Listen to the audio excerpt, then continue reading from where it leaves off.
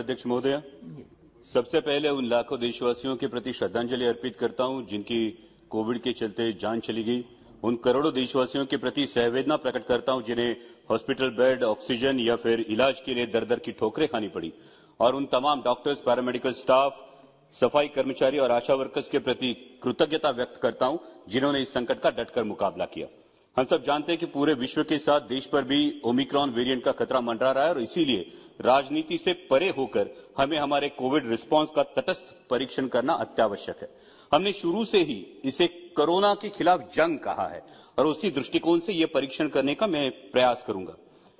कोई भी जंग जीतने के लिए कुछ नियमों का पालन होना अत्यावश्यक होता है। जंग का पहला नियम है वो अपनी रणनीति तय होना। तो हमारी रणनीति क्या है? क्या हम इन्फेक्शन कंट्रोल करना चाहते हैं या हम डेथ्स कंट्रोल करना चाहते हैं या फिर दोनों? क्योंकि किसी भी पैंडेमिक में इन्फेक्शन कंट्रोल करना मुश्किल होता है और शुरुआती जो कदम उठाए जाते हैं उस पर यह बात बड़े पैमाने पर निर्भर होती है और इसीलिए इंटरनेशनल फ्लाइट्स पर रोक, विदेश से आने वाले यात्रियों की स्क्रीनिंग के साथ ही जरूरी है कि जो कोविड पॉजिटिव पाए गए हैं उनका जीनोम सीक्वेंसिंग किया जाए और डेथ कंट्रोल करने के लिए अर्ली डायग्नोसिस और प्रॉम्प्ट ट्रीटमेंट जरूरी है, जिसके लिए ब्लॉक या तहसील लेवल तक आरटीपीसीआर की लैब की सुविधा और टर्शरी केयर सिस्टम होना जरूरी है। जंग का दूसरा नियम होता है सेनापति का डटकर मैदान में खड़ा रहना।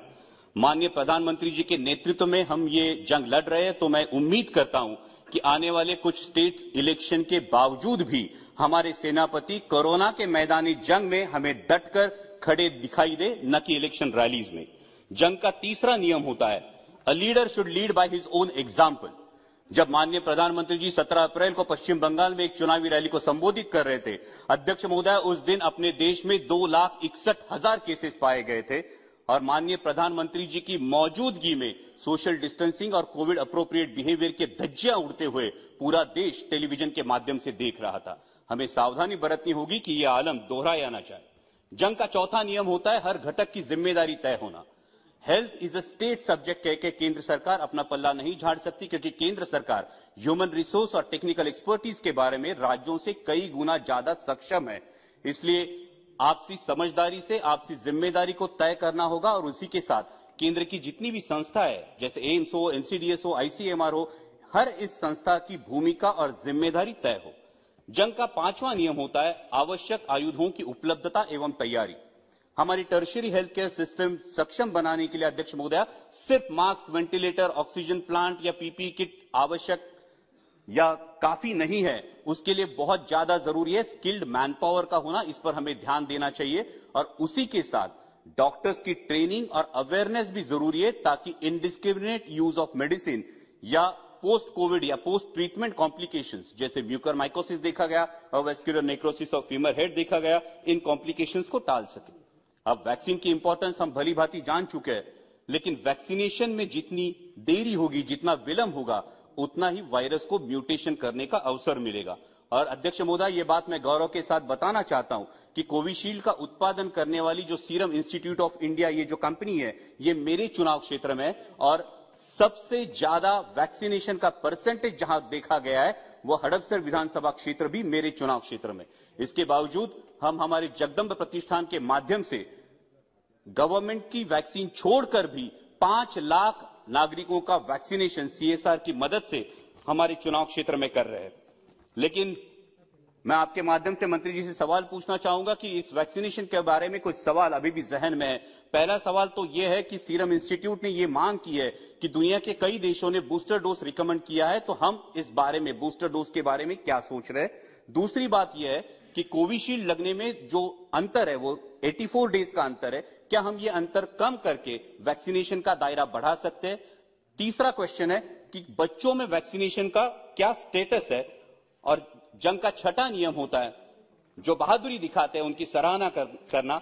मैं माननीय प्रधानमंत्री जी की, माननीय स्वास्थ्य मंत्री जी की सराहना करता हूं और उसी के साथ हम सब जानते हैं कि महाराष्ट्र बहुत बुरी तरह से आहत था, लेकिन महाराष्ट्र के मुख्यमंत्री माननीय उद्धव जी ठाकरे, डीसीएम माननीय अजीत दादा पवार और स्वास्थ्य मंत्री राजेश जी टोपे ने जो काम कर दिखाया है वो काबिले तारीफ है। और इसी के साथ कुछ प्रशासकीय अधिकारी जैसे हमारे औरंगाबाद तथा संभाजी नगर के म्यूनिसिपल कमिश्नर आस्तिक कुमार पांडे ने सुपर स्प्रेडर स्क्रीनिंग से लेकर स्मार्ट एम्बुलेंस तक कई ऐसे कदम उठाए जिनको देश भर में दोहराया गया।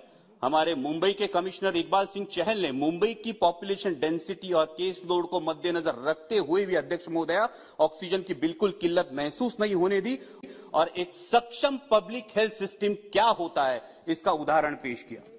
हमारे पूना के डिविजनल कमिश्नर सौरभ राव ने प्रोएक्टिव मेजर्स लेके ड्रग्स और ऑक्सीजन की ऐसी उपलब्धता कराई कि आसमान को छूने वाला डेथ रेट उन्होंने बहुत अच्छी तरीके से कंट्रोल किया। इन सभी प्रशासकीय अधिकारियों, इन जैसे सभी प्रशासकीय अधिकारियों की मैं सराहना करना चाहूंगा। और सातवां और आखिरी नियम जंग का होता है जंग के अप्रत्यक्ष जो परिणाम है उनका ख्याल करना। जैसा हमने देखा कि कोरोना के चलते कई कंपनियां, कारोबार ठप हो गए। अभी आंकड़े सामने आए कि 20,000 कारोबारियों ने अपनी जान दे दी। कई कंपनियों ने अपने एम्प्लॉयज में कटौती की है। उनके भविष्य के बारे में हमें सोचना होगा। इस दौरान बैंकों ने ईएमआई में आम आदमी को कोई सहूलियत नहीं दी। अगर दोबारा ऐसे संकट का सामना करना पड़े तो इस बारे में सर्वांगीण विचार करना होगा। आज भी देश में ओमिक्रॉन के लेकर एक पैनिक सी है। अध्यक्ष महोदया, मैं माननीय मंत्री जी से आह्वान करना चाहूंगा कि इस पैनिक के बारे में एक स्पष्ट सूचना अगर देश को मिले तो देश में जो कारोबारों में जो भी पैनिक तैयार हो रही है, आम आदमी में जो पैनिक तैयार हो रही है, उसे राहत मिले।